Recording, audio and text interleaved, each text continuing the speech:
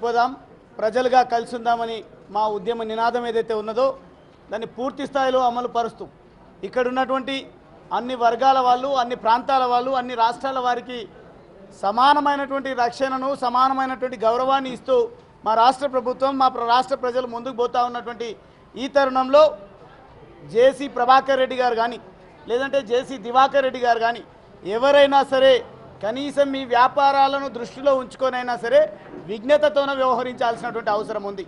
ఒక తెలంగాణ బిడ్డ ఈరోజు ట్రావెల్ ఏజెన్సీని పెట్టుకొని, ట్రాన్స్పోర్ట్ కంపెనీని పెట్టుకొని నడిపిస్తున్నటువంటి ఈ సందర్భంలో మీ ప్రాంతానికి వచ్చినటువంటి మా వాహనాలను అడ్డుకొని మా వాహనాలపైన అక్రమంగా కేసులు పెట్టించి ఈరోజు మీరు ఏదైతే పార్షాలిటీని చూపిస్తూ ఉన్నారో అర్థం చేసుకోవాల్సినటువంటి అవసరం ఉంది.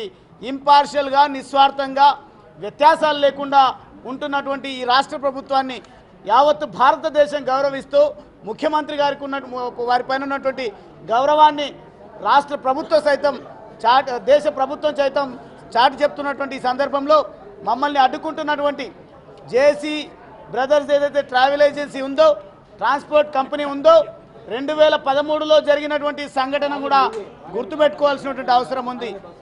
2013 పాలెం సంఘటన ఈ సందర్భంగా గుర్తు చేయదలుచుకున్నాం.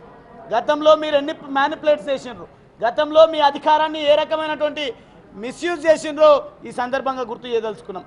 2013లో జరిగినటువంటి అగ్నికి ఆహుతైనటువంటి ఆ బస్సులో దాదాపుగా 40 మంది చనిపోయినటువంటి సంఘటనకు ముద్దాయి ఎవరంటే అది మాటికి జేసీ బ్రదర్స్ అని సందర్భంగా చెప్పక తప్పదు.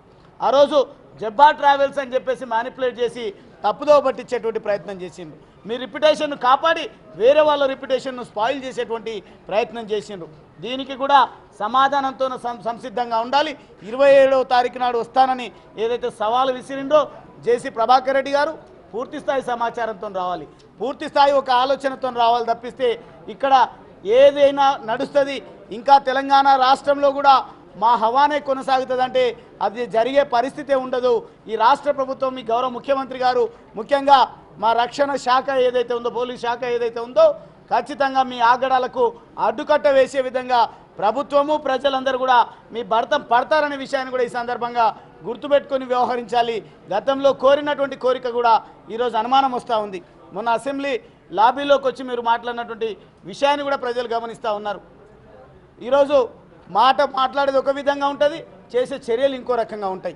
కలిసి ఉందాం రాయల తెలంగాణ అన్నటువంటి మీరు దీని వెనుక ఆంతర్యం ఏందో ప్రజలకు అర్థమవుతా ఉంది మీ వ్యవహార శైలి వల్ల.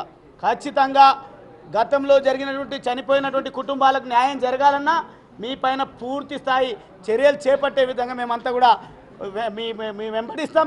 అదేవిధంగా వచ్చేటువంటి రోజు పూర్తి సమాచారంతో రావాల్సిందిగా కూడా ఈ సందర్భంగా హెచ్చరిక చేస్తూ ఉన్నాం.